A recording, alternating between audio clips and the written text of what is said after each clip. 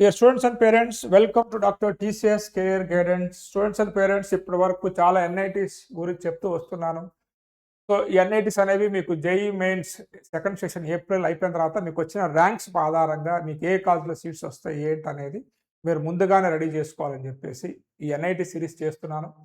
IIT series నడుస్తూనే ఉంది. అదే IIIT, GFTS, other private universities, new age college, ఇట్లా ప్రతిదీ కూడా చేస్తున్నాను. ఎందుకు ప్రతిదీ కూడా చేస్తున్నానంటే మీకు వీటిలలో సెలెక్ట్ అయ్యేది 3% ఆఫ్ ది స్టూడెంట్సే.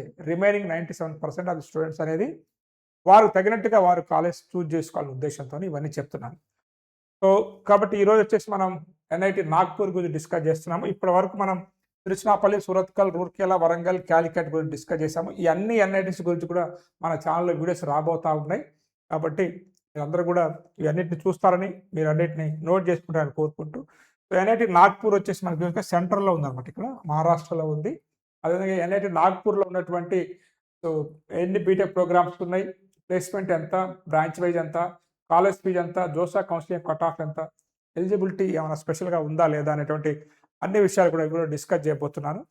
అదేవిధంగా కాలేజ్ ఎలా ఉంటుంది ఒకసారి చూసుకోండి. ఇది యాక్చువల్గా మనకి విశ్వేశ్వరయ్య గారి పేరు మీద ఉంటుంది అనమాట. నాగ్పూర్ అనేది మనం తెలుగు వాళ్ళం వీళ్ళందరూ పెట్టుకోలే కానీ పాపం వాళ్ళు పెట్టుకున్నారు. క్యాంపస్ ఇలా ఉంటుంది మీకు. అదేవిధంగా ఇక్కడ ఎక్కడుంది క్యాంపస్ అనుకున్నట్లయితే నాగ్పూర్, మహారాష్ట్ర 1960లో ఉంది. సో విఎన్ఐటి అంటే అదే అనమాట, Visvesvaraya national institute of technology Nagpur.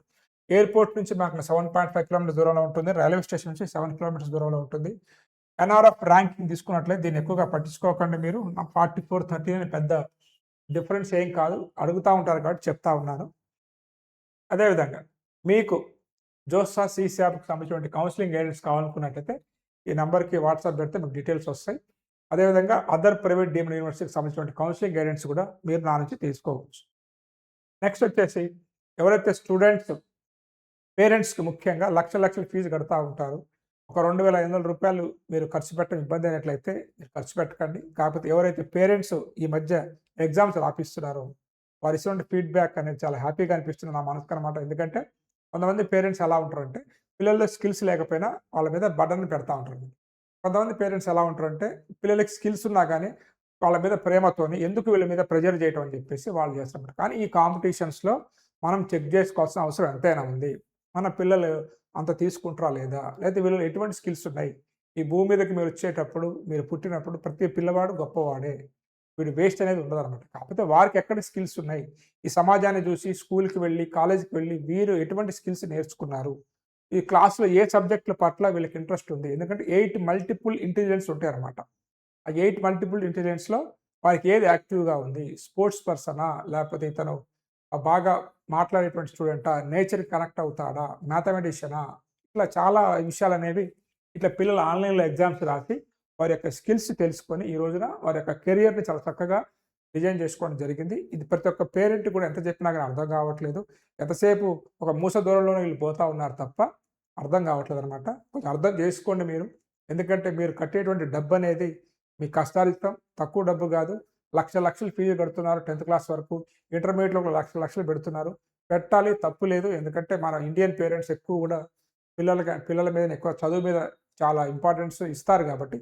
కానీ ఒక చెకింగ్ పాయింట్ అనేది అవసరం అనమాట. గవర్నమెంట్ ఒక రోడ్ వేసినప్పుడు క్వాలిటీ ఎట్లయితే చెక్ చేసుకుంటుందో, మనం ఇంత ఇన్వెస్ట్మెంట్ చేస్తున్నప్పుడు ఈ రోజున వీరికి ఎటువంటి స్కిల్స్ ఉన్నాయి, హెవీ కాంపిటీషన్ వస్తూ ఉంది, టెక్నాలజీ రోజు మారిపోతూ ఉంది కాబట్టి మనం ఒక ప్రాపర్ వేలో వెళ్ళాలి తప్ప ఒకప్పుడు డాక్టర్స్ ఎలా ఉంది చేయబట్టుకొని మనకు చెప్పేటోళ్ళు అనమాట. కానీ ఇప్పుడు అట్లా కాదు. ఇప్పుడు వస్తున్న జబ్బుల ప్రకారం ప్రతిదీ టెస్ట్ చేసి అనాలిసిస్ చేసే మెడిసిన్ ఎట్లయితే రాస్తుంటారో మీరు కూడా మీ పిల్లల యొక్క స్కిల్స్ తెలుసుకొని ఈ టెస్ట్ అయితే రాయించుకోండి. సో పదే చెప్పినా మీకు ఇబ్బంది అనిపించచ్చు, బోర్ అనిపించచ్చు, కానీ చెప్తానే ఉంటాను. ఎందుకంటే ప్రతి ఒక్క పేరెంట్కి ఇది అవసరం అనమాట ఈ రోజున. సో ఇట్లా మీరు రాయించుకుంటారని కోరుకుంటే కానీ ఈ వీడియోకి వెళ్ళిపోతాను. సో ఇక్కడ మీరు చూసుకున్నట్లయితే ఎన్ఐటి నాగ్పూర్లో కెమికల్ ఇంజనీరింగ్ సంబంధించినటువంటి కట్ ఆఫ్ అనమాట. మీ అందరికీ కూడా చెప్తాను ఏంటంటే ఇవన్నీ కూడా అదర్ స్టేట్ కట్ ఆఫ్ చూపిస్తున్నాను. ఎందుకంటే మన తెలుగు వారు ఎవరైనా కానీ నాగ్పూర్కి అదర్ స్టేట్ అవుతారు కాబట్టి కేవలం అదర్ స్టేటే చూపిస్తాను. అది closing rank, last round closing rank అనమాట. జోస్తాలో 6 రౌండ్లు ఉంటాయి కదా, ఆ 6 రౌండ్లకు సంబంధించినటువంటి క్లోజింగ్ ర్యాంక్ అనమాట. ఇవి వచ్చేసి మీకు ఓపెన్ ర్యాంకు, సిఆర్ఎల్ ర్యాంక్ ఉంటుంది వాళ్ళకి, అదొకటే ఉంటుంది. మిగతా వాళ్ళందరికీ 2 ర్యాంక్స్ ఉంటాయి. CRL rank common reservation rank ఒకటి ఉంటుంది. నెక్స్ట్ వచ్చేసి మీ కేటగిరీ ర్యాంక్ ఉంటుంది అనమాట. సో ఈ ఓబీసీ, ఈడబ్ల్యూఎస్ వీళ్ళందరూ కూడా కేటగిరీ ర్యాంక్స్ అవి వచ్చేసి మీకు ఓపెన్ ర్యాంక్స్ అనమాట. అది ఒక బ్రాంచ్ సంబంధించిన కట్ ఆఫ్. నెక్స్ట్ వచ్చేసి కంప్యూటర్ సైన్స్ ఇంజినీరింగ్ సంబంధించినటువంటి నాగ్పూర్‌లో ఓపెన్ నుంచి ఎస్టీ వరకు ఇవ్వటం అనేది జరిగింది. కాబట్టి చూసుకోండి మీ కేటగిరీ ర్యాంక్‌కి మీకు వస్తుందా లేదా అనేది. Computer science and engineering. Computer science and engineering తర్వాత నెక్స్ట్ వచ్చేసి మనకి సివిల్ ఇంజినీరింగ్‌కి సంబంధించినటువంటి కట్ ఆఫ్ ర్యాంకు చూసుకోండి ఒకసారి. సో మీకు వస్తుందా లేదా అనేది ఒకసారి చూసుకోండి. నెక్స్ట్ వచ్చేసి మనకి ఇంకా ఇక్కడ electronics and communication engineering year ఎక్కువ మంది అడుగుతున్నటువంటి బ్రాంచ్. ఇది కూడా మీరు చూసుకోండి. సో ఈసారి నాకు తెలిసి నేను ఎక్స్పెక్ట్ చేసేది ఏంటంటే సిఎస్సి కంటే కొంత ఈసీకి ఎక్కువ ప్రయారిటీ ఇస్తా అంటున్నారు. కాకపోతే స్టూడెంట్స్ ఆలోచించుకోండి. మీకు ప్యాషన్ ఉన్నట్లయితే సిఎస్సిలో వెళ్ళండి. బట్ ఇది ఈసీ ఎక్కువ మంది ఈసీఏ అని అంటున్నారు. బట్ ఈసీ కూడా మంచి బ్రాంచే.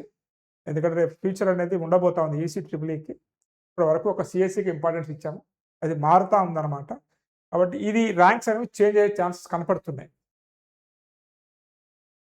నెక్స్ట్ వచ్చేసి మనకి మెకానికల్ ఇంజినీరింగ్ సంబంధించినటువంటి కట్ ఆఫ్ కేటగిరీ వైజ్గా చూసుకోండి. మెకానికల్ ఇంజనీరింగ్ చేసిన తర్వాత మీకు వచ్చేసి metallurgical and material science engineering ఈ బ్రాంచ్ కూడా డిమాండ్ కొంచెం ఇప్పుడిప్పుడే పెరుగుతూ ఉంది. బట్ ఇంట్రెస్ట్ ఉంటేనే వెళ్ళండి. నెక్స్ట్ వచ్చేసి మనకి మైనింగ్ ఇంజనీరింగ్ అనమాట. సో మైనింగ్ ఇంజనీరింగ్ సంబంధించినటువంటి కట్ ఆఫ్ కూడా మీరు చూసుకోవచ్చు. మైనింగ్ తర్వాత మీకు ఎలక్ట్రికల్ అండ్ ఎలక్ట్రానిక్స్ ఇంజనీరింగ్ దానికి సంబంధించినటువంటి కట్ ఆఫ్ కూడా మీరు ఎన్ఐటి నాగ్పూర్లో చూసుకోవచ్చు. మీ కేటగిరీకి సంబంధించినటువంటి ర్యాంకు ఎంతవరకు ఉంది, మీకు వస్తుందా లేదా అని. నెక్స్ట్ వచ్చేసి మనకి నాగ్పూర్లో ఆర్కిటెక్చర్ ఎవరైనా మీరు రాసినట్లయితే ఆర్కిటెక్చర్కి సంబంధించినటువంటి కట్ ఆఫ్ కూడా మీరు చూసుకోండి. నెక్స్ట్ ఇక్కడ చదివినట్లయితే మీకు ట్యూషన్ ఫీ వచ్చేసి 62,000 ఉంటుంది. ఫస్ట్ ఇయర్లో కొంత మీరు కొంచెం ఎక్కువ ఫీజు కడతారు ఫస్ట్ సెమిస్టర్లో. దాని తర్వాత ఫీజు అనేది తగ్గిపోద్ది మీకు. ఇక అదేవిధంగా హాస్టల్ ఫీజెస్, మెస్ ఫీజెస్ తీసుకున్నట్లయితే ఒక 32,000 అవుతుంది అనమాట. ఎస్సీ, ఎస్టీ, ఈడబ్ల్యూఎస్, ఓబీసీ వారికి, ఎస్సీ, ఎస్టీ వారికి అయితే ఇన్కమ్ సర్టిఫికేట్ ఉన్నా లేకున్నా ట్యూషన్ ఫీజు ఫ్రీ ఉంటుంది. బట్ ఈడబ్ల్యూఎస్కి అయితే 1 lakh లోపు ఉన్నట్లయితే ఫీజు అయితే ఉండదు. ఓబీసీ అండ్ 1 lakh అబోవ్ ఉన్న వాళ్ళకి 1 lakh to 5 lakh ఉన్నట్లయితే 2/3 ఫీజు మాత్రం మీకు రాయితీ ఉంటుంది అనమాట. మిగతా వాళ్ళందరూ కూడా ఈ ఫీజెస్ అనేది పే చేసుకోవాల్సి ఉంటుంది. ప్లేస్మెంట్స్ గురించి మనం ముఖ్యంగా మాట్లాడుకున్నట్లయితే ఇక్కడ మీరు చూసుకోండి. ఇక్కడ సిఎస్సిలో ఎలిజిబిలిటీ వచ్చింది ప్లేస్మెంట్స్కి 117 మందికి, ప్లేస్ అయింది 99 మంది అనమాట. ఎలక్ట్రికల్లో తీసుకున్నట్లయితే 103 మంది ఎలిజిబిలిటీ వస్తే ప్లేస్ అయింది 79 మెంబర్స్. ఎందుకంటే మీకు ప్లేస్మెంట్స్ 100% అని చెప్తా ఉంటారు. 100% ప్లేస్మెంట్స్ ఇలాంటి కాలేజీలకే వల్ల కావట్లేదు. బయట కాలేజీలకి అయితే అంటే మాత్రం నమ్మకండి, అదొక పెద్ద నేను ఏం చెప్పను మీకు. ఇక ఈసీలో 107, ఇది 76 అనమాట. మెకానికల్లో 106కి 96. అంటే తర్వాత వీళ్ళు ఇక్కడ చదివిన పిల్లలు ఇక్కడ ప్లేస్మెంట్ రాకపోయినా బయట వెళ్ళి ప్లేస్ అవుతారు, హైయర్ స్టడీస్కి వెళ్తారు. బట్ మీకు ఏంటంటే ఒక క్లారిటీ, ఇంత టాప్ ఇన్స్టిట్యూషన్స్కే ప్లేస్మెంట్ రావట్లే అంటే మిగతా వాటికి వస్తున్నా అనుకోకండి మీరు. అదే మన రేషియో పెట్టారనమాట. అంటే ఎంత పర్సెంటేజ్ ఆఫ్ ది స్టూడెంట్స్, దాని మీకు చార్ట్ చూపించారు కదా, ఆ చార్ట్లో ఎంత percent of the students place అయ్యారు. ఇక్కడ మీరు కెమికల్ తీసుకున్నట్లయితే 69%, సివిల్ తీసుకున్నట్లయితే 64%, కంప్యూటర్ అయితే 84%, ఎలక్ట్రికల్ ఎలక్ట్రానిక్స్ అయితే 76%, ఈసీ అయితే 71%, మెకానికల్ ఇంజనీరింగ్ 90% చూసి అనుకోకండి. ఓకేనా? మెకానికల్ 90% అంటే జాయిన్ అయ్యే వాళ్ళు అందరికి కాదు, ఎవరైతే కొంచెం కన్ఫ్యూజ్ కాకపోతే పేరెంట్స్. మెకానికల్లో 106కి 96 అనమాట. అంటే బాగానే ఉంది. అంటే మెకానికల్ బ్రాంచ్ ఇక్కడ బాగుందని, ఎందుకంటే కొంత ఒక పేరెంట్ అడిగాడు ఏ ఎన్ఐటీలో ఏ బ్రాంచ్ బాగుంటుంది సార్ అంటే ప్లేస్మెంట్సే మనకు చెప్పేది. కాబట్టి ఇక్కడ 106కి 96 అంటే మంచి బ్రాంచ్ అనమాట ఇక్కడ. ఓకేనా?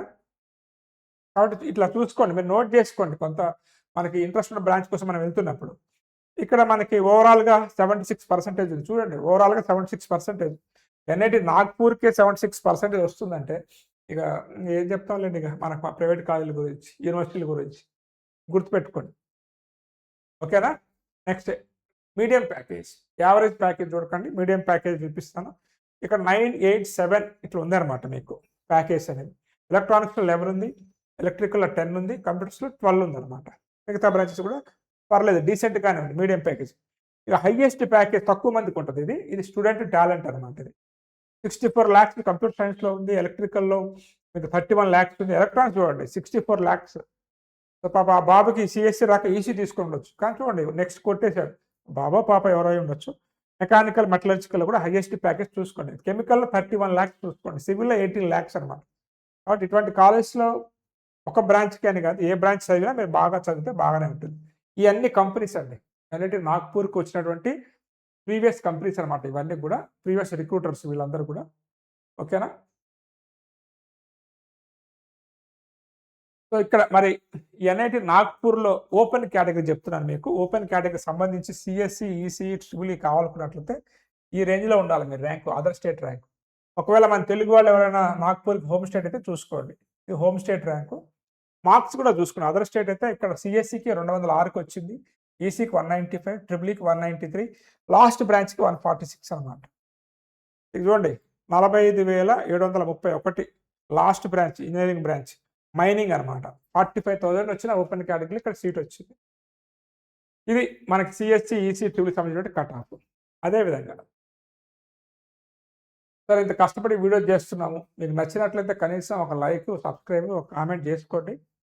ఇది స్టూడెంట్స్ ఎన్ఐటి నాగ్పూర్ గురించి. సో మీరు రేపు జోసా సీసాప్ కౌన్సిలింగ్‌లో సంబంధించిన గైడెన్స్ కావాలనుకున్నట్లయితే, మీరు ఎలా ఆప్షన్స్ పెట్టుకోవాలి ఏంటి అనేది తెలుసుకోవాలనుకున్నట్లయితే, అదర్ ప్రైవేట్ డీమ్డ్ యూనివర్సిటీకి సంబంధించిన గైడెన్స్ కావాలన్నా మా వాట్సాప్ నెంబర్‌కి మీరు మెసేజ్ పెట్టి, ఇది పెయిడ్ మెంటర్‌షిప్ కాబట్టి ఎవరైతే అమౌంట్ పే చేయగలుగుతారో వాళ్ళు మన సర్వీస్ తీసుకోవచ్చు. ఈ వీడియో నచ్చింది అనుకుంటూ నెక్స్ట్ వీడియోలో ఇంకొక ఎన్ఐటితో మీ ముందుకు వస్తాను. Have a nice day. All the best for your future exams. Thank you.